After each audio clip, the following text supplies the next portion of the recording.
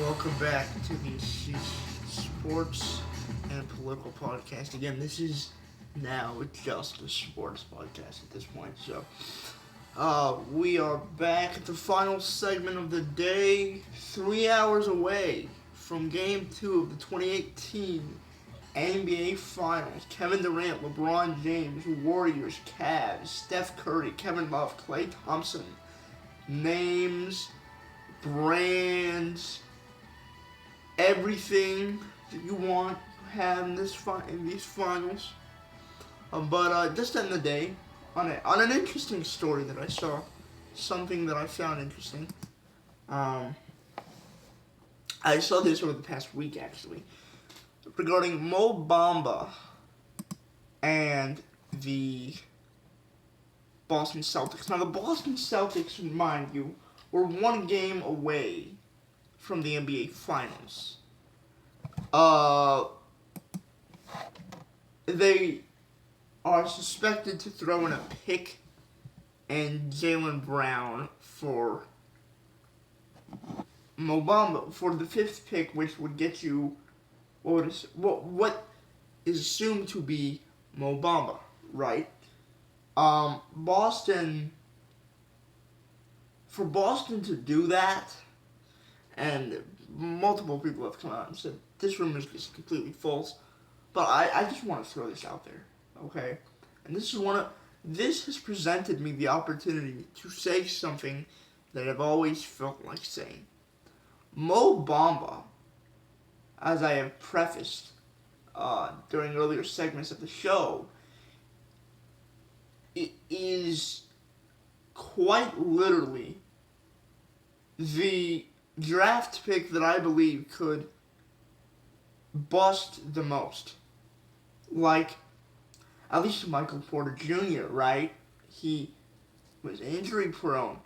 We haven't really seen how good a shot he has yet. Michael Porter Jr. could bust as well, but we haven't seen how good he is when healthy.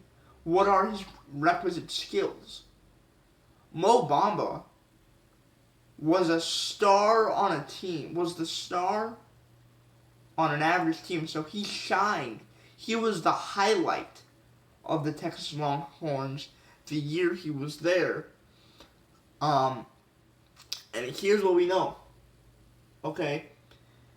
He can't shoot the basketball. He shoots 27.5% from the college three-point range. That's a mid-range jumper in the NBA. That has no value. And it's not even about, he shoots 27.5% from 21 feet. It's not even about that. Right? Like, the mid-range jumper really doesn't matter anymore unless you're Kevin Durant or Chris Paul. But it doesn't really matter anymore in terms of efficiency and scoring in bunches. But if you can't shoot from 21%, from 21 feet, how in the world are you going to shoot from 23 feet, 25 feet, 28 feet, 30 feet? Now, LeBron James is one of these weird exceptions where he shoots well. He shoots pretty well up to from 10 to 20 feet. From 0 to 3 feet, shoots very well. 5 to 9 feet, shoots pretty poorly. 10 to 20 feet, shoots very well. 20 feet to the three-point line, doesn't shoot very well inside the arc, but like corner threes and short threes and things of that nature, he shoots those at a good clip, a very good clip. And then obviously outside of the three-point line, he shoots very well. He shot well the last 2 years. But LeBron James obviously can shoot the ball in multiple areas of the floor consistently. Mo Bamba can't shoot at all. Alright? So what the Boston Celtics would essentially be doing is trading an athletic, strong, relatively tall, young piece that doesn't get hurt in exchange for a project, and not very athletic in terms of his ability to play on defense, not very fast, can't shoot, big guy. That's at least a 5-year project to become what Jaylen Brown already is. And to give up that and a draft pick for Mo Bamba, look, I think Mo Bamba is going to be a bust. Because he's going to be inserted in this lineup to change in lineups to change life. He's not going to be one of these developmental guys that gets better as his career progresses. He shoots, let me throw some stats, 27.5% from 3-point, 21 feet in the NBA. Sorry, 21 feet in college.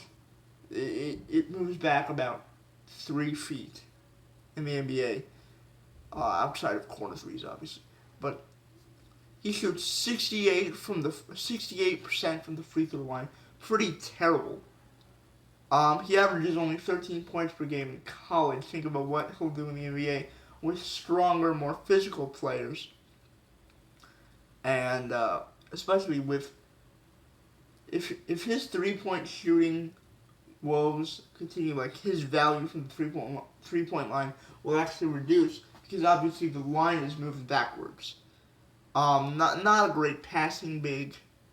DeAndre Ayton, 20 on 11. 34% from 3. That's like 7 percentage points better. Has a decent mid-range jump shot.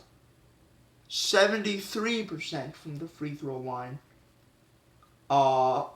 He is the real deal. Mo Bamba is not. Obviously, DeAndre Ayton is projected to be the first pick in the NBA draft. Mo Bamba is projected 5. But I always hate, and teams get sucked into this trap. I don't know why. This idea that upside has any value. Oh, if he does this, and he does this, and he does this, and he does this, he'll become this guy at the peak of his career, at the peak of his value.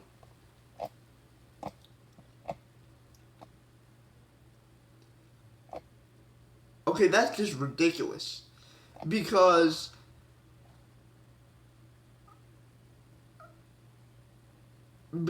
at some point, if you don't, and I think Bamba he has so many physical gifts that he may still be able to play well in the NBA, but he is not a top 5 life-changing pick. He can't shoot. He doesn't have the speed to defend. What is his value as a big man? He doesn't pass. You can't guard small guys. You can't shoot. You can't pass. What is your value as a big guy in the NBA? And your scoring numbers aren't that great, only 13 points per game. As a 7-foot guy with huge 7'10" wingspan. I mean, come on. We're overrating these guys.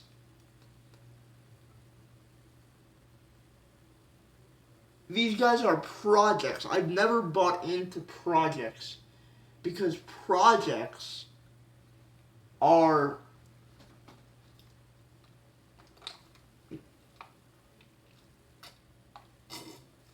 look, the NBA player's shelf life is like 10 to 12 years. So if you're gonna spend time trying to invest in a project where it takes 5 years, where you only get 7 years of optimum value, whereas in the NBA, in a bona fide day 1 starter, the value of this player at year 1 versus the project in year 5 while there may be a discrepancy there, you're still getting value from day one out of the 12-year day one starter that is in a project. So if I'm the Boston Celtics, and I'm a game away from a championship, why would I want to give up one of my most skilled young assets for a project that will take 5 years to develop and that'll probably have a 10-year in total shelf life, where Jaylen Brown can be a 15-year guy, give you optimum value because he's so skilled on so many fronts, can put the ball on the floor, can finish, can shoot extremely well, has good defensive value, strong and has good size. It's ridiculous. I think Mo Bamba is going to be a bust. I hope he isn't a bust. Look, I'm rooting for as many great young players in the NBA as possible because we need new people for LeBron, for LeBron, for KD. I mean, KD's still young, but once KD retires, things of that nature, we need those guys, but Mo Bamba isn't that guy, man. He can't shoot. He can't defend guards. What is your value on an NBA floor? He can't pass. He gives you no value offensively. Defensively, he's a great rim protector. But if you want to switch one-on-one, is he athletic enough to keep up with a Steph Curry, a LeBron James, a freight train in LeBron James? So really, what is his value? What is his value?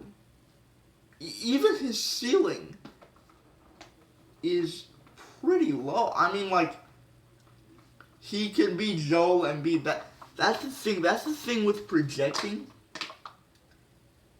is that there's a reason that stars are stars and that non-stars are non-stars.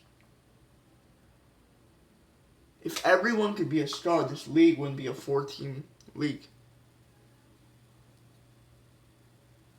Everyone isn't a star. Most people aren't stars. Mo Bamba isn't going to be one. And you know what? A top 5 pick needs to be a star. And if you look, at least if you think he's a star and then he doesn't become a star, that's understandable.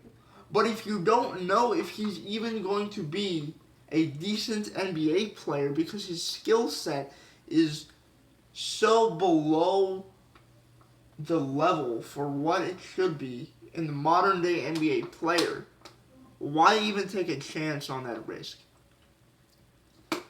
Why even take a chance if you're Boston? Why even take a chance if you're Dallas?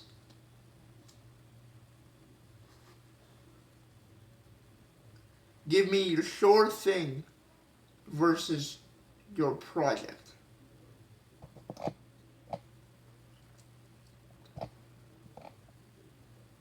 I like